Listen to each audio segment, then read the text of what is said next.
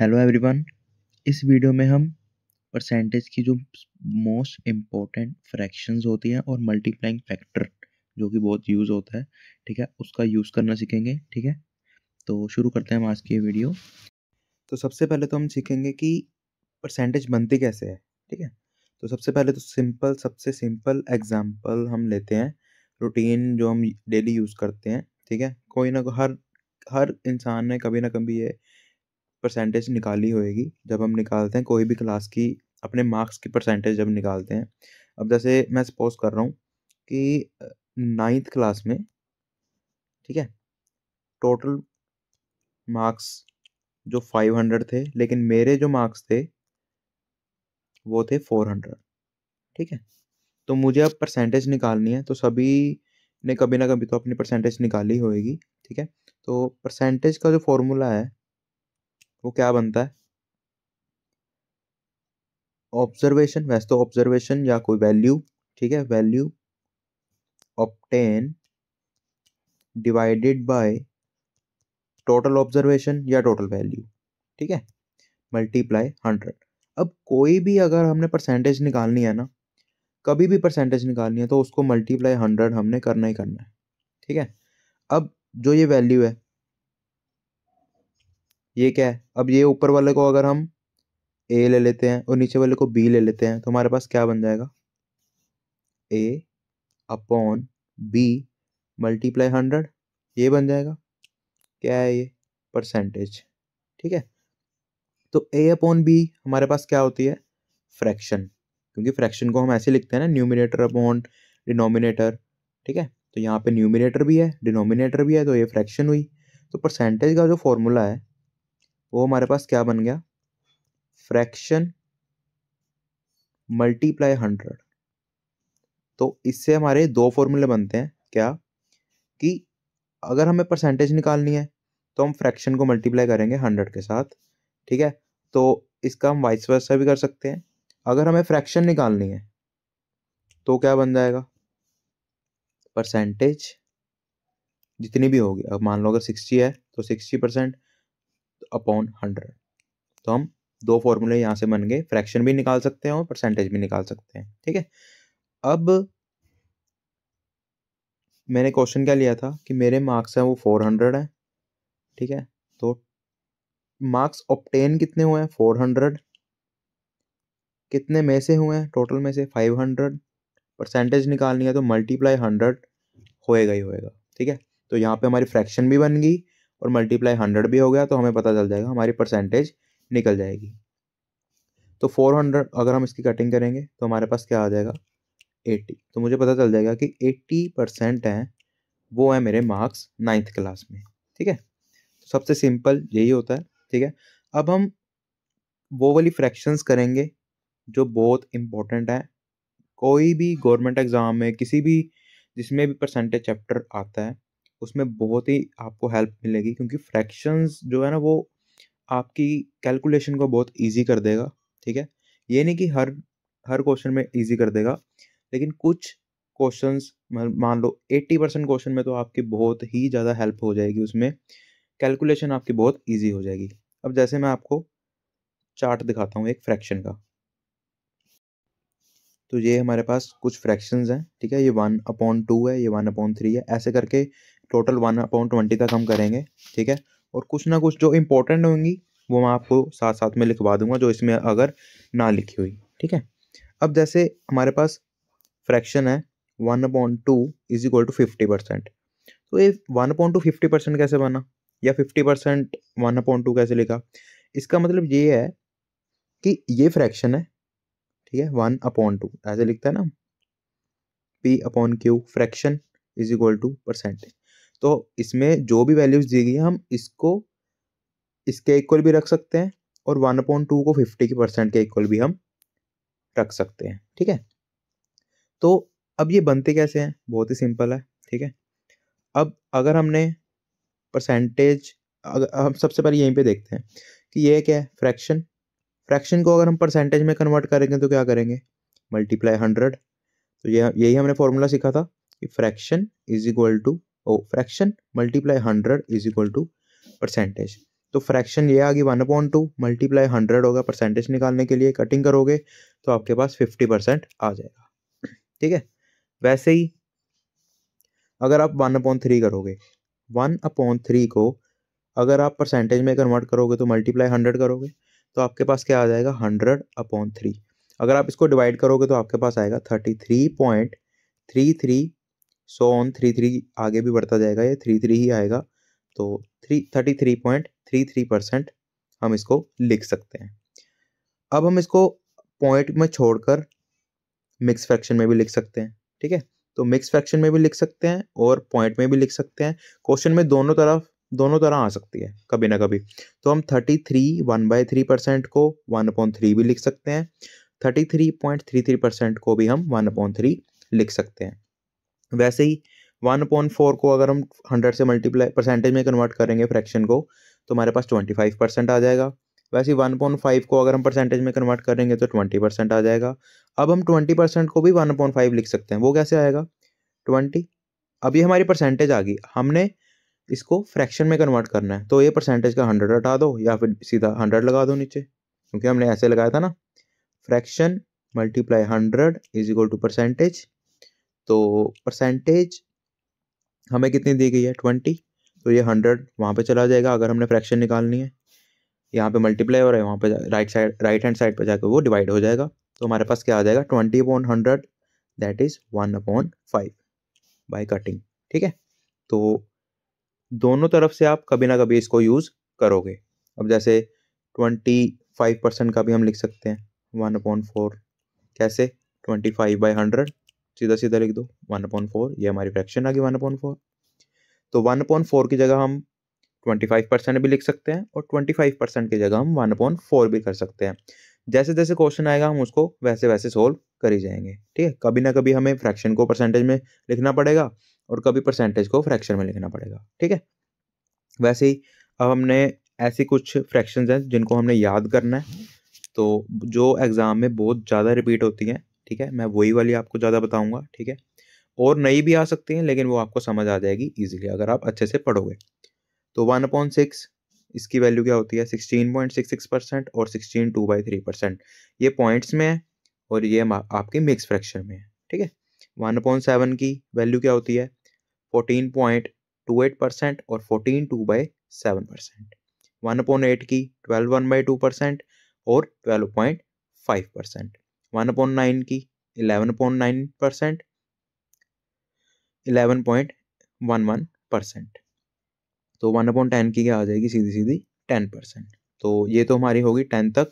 अब नेक्स्ट पे हम चलते हैं, उसमें 20 तक करेंगे। ठीक है, अब हमारे पास ये 11 से लेके 20 तक आ गई। ठीक है, तो 1/11 को हम कैसे लिख सकते हैं 9 1/11% और इक्वल टू 9.09%। तो 9.09% की जगह हम 1/11 भी लिख सकते हैं और 9 1/11 भी हम उसको लिख सकते हैं। वैसे 1/12 को हम क्या लिख सकते हैं 8.33% और 8 1/3%। वैसे 1/13 को हम 7.69% लिख सकते हैं और मिक्स फ्रैक्शन में 7/9/13%।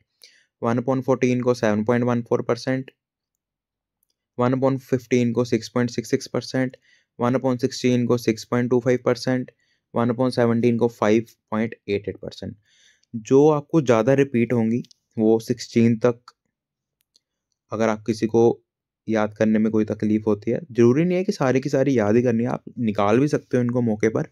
ठीक है, पर अगर आपको याद होंगे तो आप और आपको निकालने की ज़रूरत नहीं पड़ेगी, आप सीधा सीधा लिखोगे। आपको बस ये समझ के करना है कि ये वैल्यूज़ तो आपको क्वेश्चंस में आएंगी ही आएंगी परसेंटेज के क्वेश्चन में, तो आपको अच्छे से इसको करना ही करना है। ठीक है, तो 1/18 का भी हमने दे दिया, 1/19, 1/20। ठीक है, तो अब एक चीज़ मैं आपको बताता हूँ कि इसमें क्या होगा कि अगर आप इनके वैल्यूज़ को मल्टीप्लाई करोगे ना, अब जैसे 1/11 है। ठीक है, 1/11 किसके बराबर है 9.09%। अब कभी कभी आपको ऑप्शन में मिल जाएगा 18.18%। ठीक है, 27.27%। तो आप बोलोगे कि 9.09 तो मुझे पता है लेकिन 27.27 का अब मैं कैसे निकालूं। ठीक है, तो आपको घबराना नहीं है। अगर आप देखोगे तो 1/11 को अगर आप 3 से मल्टीप्लाई करोगे या फिर 9.09 को अगर आप 3 से मल्टीप्लाई करोगे तो आपके पास आंसर आ जाएगा 27.27%। तो इनके ही मल्टीपल्स में भी आपको फ्रैक्शंस आ सकती हैं, लेकिन 11 का तो बहुत ईजी आता होता है, क्योंकि 11 का हमें देखते ही पता चल जाता है कि जो आपकी वैल्यूज है ना वो रिपीट होने लग जाती हैं पॉइंट के बाद। अब जैसे 9.09% है, ठीक है, 1/11 में अगर 2 करोगे तो 18 1.8 आ जाएगा। वैसे ही 27.27, 36.36, 45.45 ऐसे ऐसे आपकी वैल्यूज है जो वो रिपीट होती जाएंगी। जैसे 54.54 ये आ जाएगा, ठीक है, वैसे ही 63.63 आ जाएगा, 72.72 आ जाएगा।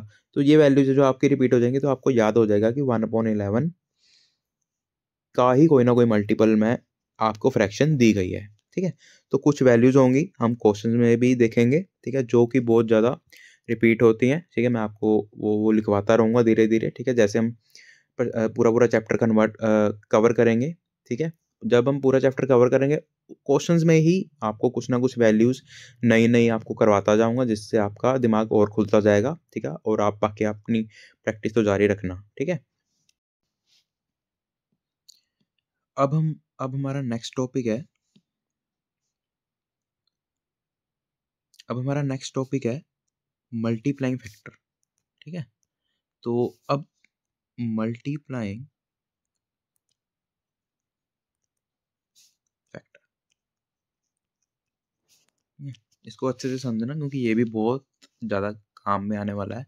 परसेंटेज चैप्टर या फिर 2-3 चैप्टर और हैं, उनको भी अगर हम देखेंगे तो उसमें भी ये फैक्टर है जो वो यूज़ होगा, ये कंसेप्ट है जो यूज़ होगा।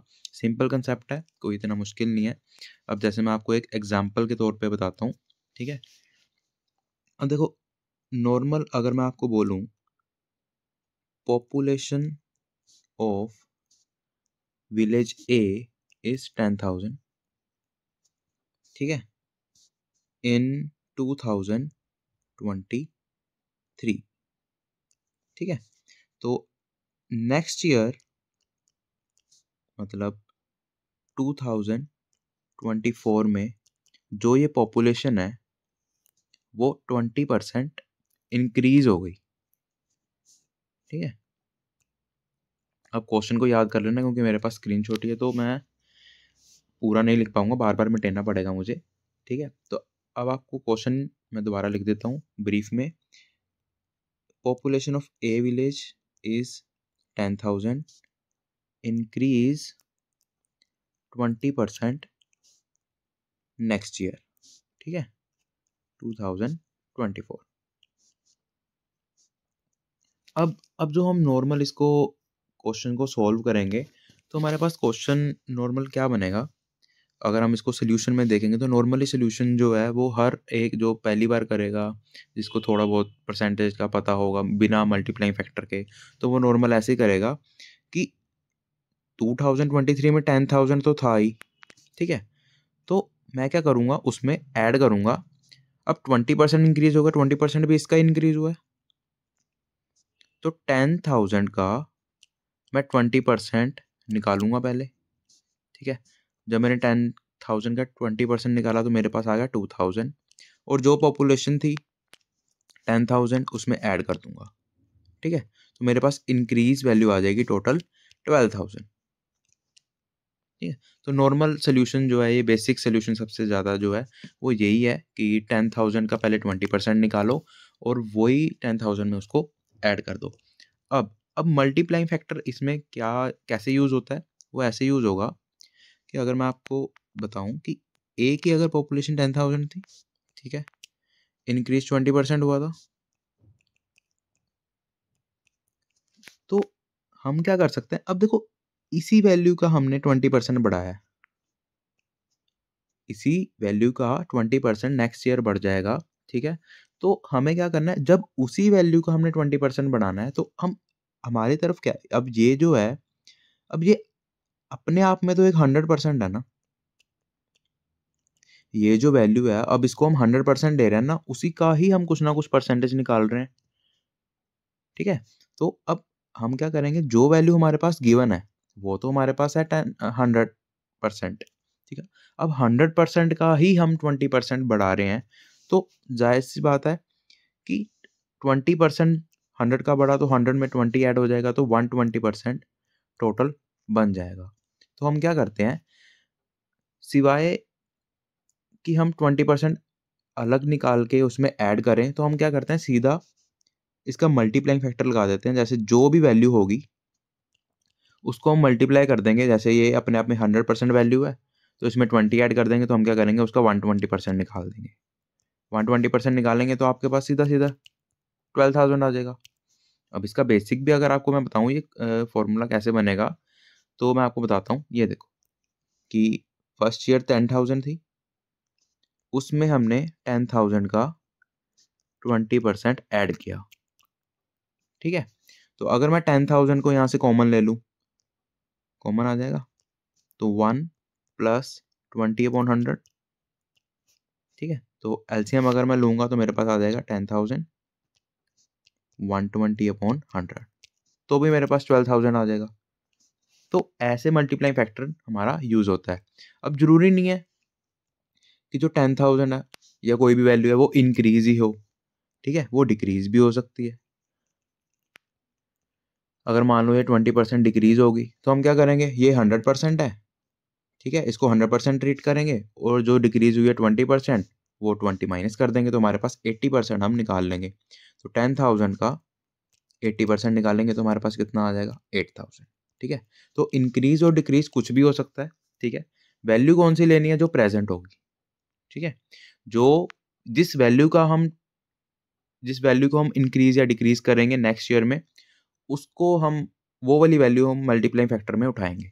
अब जैसे इसका फॉर्मूला हमारे पास क्या बन जाता है, मल्टीप्लाइंग फैक्टर का मल्टीप्लाइंग फैक्टर, इसका फॉर्मूला क्या बन जाता है हमारे पास, जो भी वैल्यू होगी मल्टीप्लाई करेंगे उसको 100 plus for increase minus for decrease, कोई भी परसेंटेज, ठीक है, डिवाइडेड बाय 100। जैसे अब मान लो परसेंटेज का मतलब ये नहीं कि जितनी परसेंटेज होगी सिर्फ उसकी वैल्यू लेनी है। जैसे 60% गिवन है तो हमने 60 ही लेना है यहाँ पे, ठीक है। तो ये परसेंटेज का 100 पहले ही हमारे पास नीचे फॉर्मूला में लगा हुआ है, ठीक है। तो 60 प्लस हो जाएगा, अगर डिक्रीज हो रहा है 50% तो -50 हो जाएगा। तो ऐसे ऐसे करके हम निकाल सकते हैं। अब मैंने जो आपको बात बोली है कि जो वैल्यू प्रेजेंट में होगी हमने उसको ही बढ़ाना है, तो इसकी मैं आपको एक एग्जांपल समझा देता हूँ, ठीक है। अब जैसे 2023 में 10,000 थी, ठीक है। अब मैं बोल दूं कि 2024 में ये 20% बढ़ी और 2025 में ये 30% बढ़ी, ठीक है।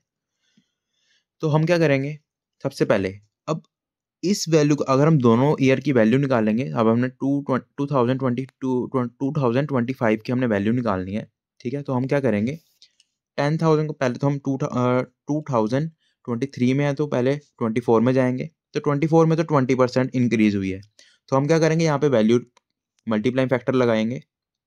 वो कैसे लगेगा, जिस वैल्यू का इंक्रीज हो रहा है उसमें ऐड हो जाएगा, ठीक है। जैसे 10,000 हो रहा है, अब ये वैल्यू 100% है, ठीक है। तो यहाँ पे क्या हो जाएगा, 100 प्लस इंक्रीज हो रहा है, तो इंक्रीज में प्लस होता है हमारा, ठीक है। तो 120 हो जाएगा सीधा सीधा ही। तो हमारे पास कितना आंसर आ जाएगा, 12,000, ठीक है। तो हमारे पास अब जो 2024 है हमारे पास, वो कितना आ जाएगा हमारे पास, 12,000। अब 2024 की जो वैल्यू है वो 30% इंक्रीज हो जाएगी नेक्स्ट ईयर, ठीक है।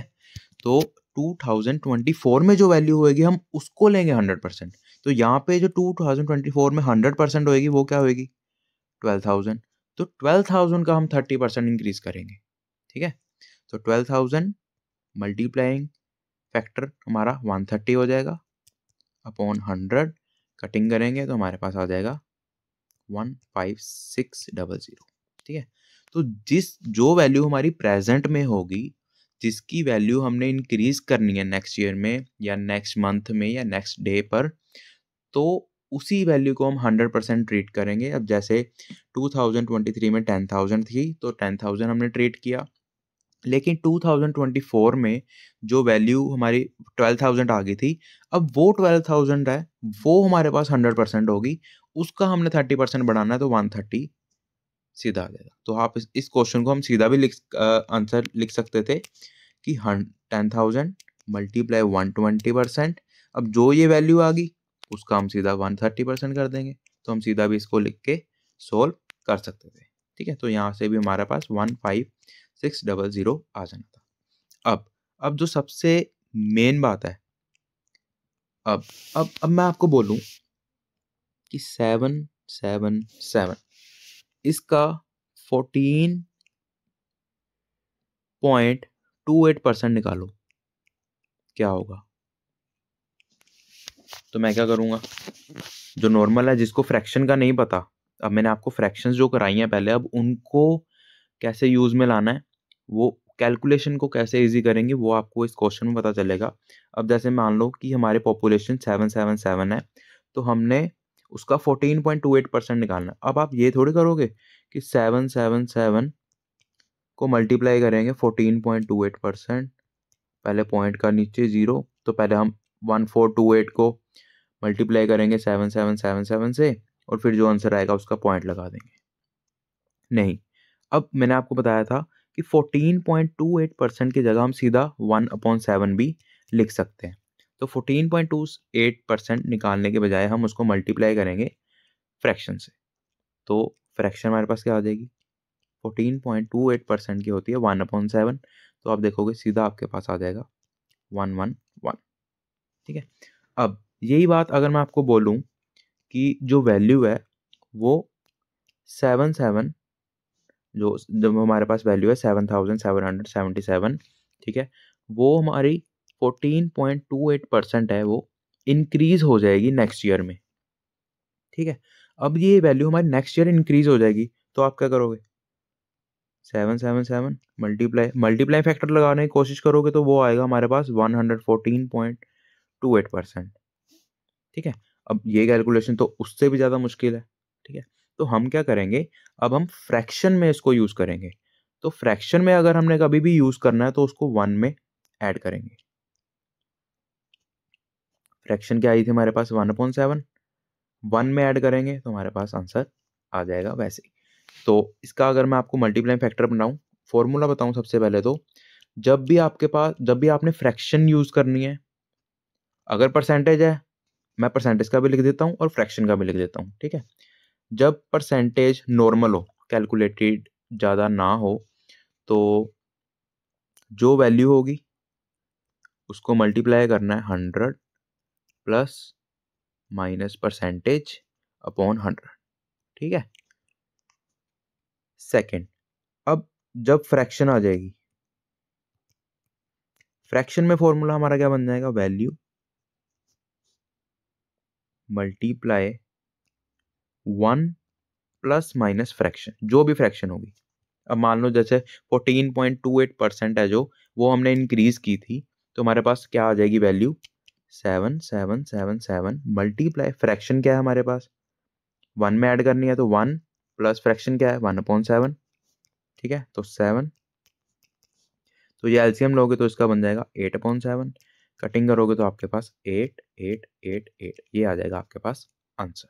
ठीक है, तो अगर यहाँ पे डिक्रीज हो रही होती तो यहाँ पे माइनस आ जाता, तो यहाँ पे आ जाता 6/7। ठीक है, तो इसको फ्रैक्शन को हम ऐसे ही यूज में लेंगे। ठीक है, जब भी हमने परसेंटेज वगैरह लगाना है, वो नॉर्मल परसेंटेज जैसे 10 20 15 25, ठीक है, आप इनको भी फ्रैक्शन में लिख के कर सकते हो। जैसे 25% इंक्रीज करना हो तो 1 प्लस 1/4 हो जाएगा, तो 5/4 हो जाएगा। जितनी भी फ्रैक्शन होगी वो यहाँ पे आएगी। कभी कभी हमारे पास यहाँ पे 2/3 आएगी, कभी कभी 3/7 भी आ जाएगी। तो जो भी फ्रैक्शन आएगी हमारे पास वो हमने 1 में ऐड करनी है, तो हमारे पास मल्टीप्लाइंग फैक्टर फ्रैक्शन वाला बनकर आ जाएगा। अगर किसी को भी कोई डाउट आ रहा है या कुछ नहीं समझ आया, तो स्पेशली मैं आपको ये बताऊंगा कि आप कमेंट बॉक्स में ज़रूर लिखना, ताकि मैं नेक्स्ट वीडियो में उसको कवर कर सकूं, या फिर आपको पर्सनली कांटेक्ट करके, या फिर अगर आप चाहते हो कि मैं आपको कॉल पे समझाऊं या फिर मैसेज करके बता दूँ, तो मैं दोबारा वीडियो भी बना दूँगा और कॉन्टैक्ट करके भी आपको समझा दूँगा, अगर किसी को फिर भी कोई प्रॉब्लम आती है तो। तो कमेंट बॉक्स में ज़रूर लिखना, अगर आपके फ्रेंड्स को भी कोई प्रॉब्लम आती है या परसेंटेज चैप्टर या कुछ भी, है ना? तो उनके साथ भी ज़रूर शेयर करना, ठीक है? अपनी तरफ से ईज़ी वे में समझाऊँगा, ठीक है? तो आज की वीडियो में बस इतना ही, ठीक है? ये कुछ एग्ज़ाम्पल्स के साथ मैंने आपको मल्टीप्लाइंग फैक्टर और कुछ मेन जो फ्रैक्शन है, जो आपको याद करनी ही पड़ेंगी, आपको कैलकुलेशन ईज़ी करने के लिए, तो ये आप अच्छे से कर लेना, ठीक है? नेक्स्ट वीडियो से हम टाइप वाइज़ क्वेश्चन करेंगे, 5-5 या 10-10 क्वेश्चन जितने भी हमें लगेंगे ज़रूरी, ठीक है? सभी क्वेश्चंस इम्पोर्टेंट होंगे, ठीक है? प्रीवियस ईयर के रिलेटेड ही होंगे, ठीक है? तो वो क्वेश्चंस आपको दोबारा-दोबारा आपके जो एग्ज़ाम्स हो रहे हैं गवर्नमेंट एग्ज़ाम, तो उसमें आपको देखने को मिलेंगे, ठीक है? तो आज के लिए बस इतना ही। Thank you for watching.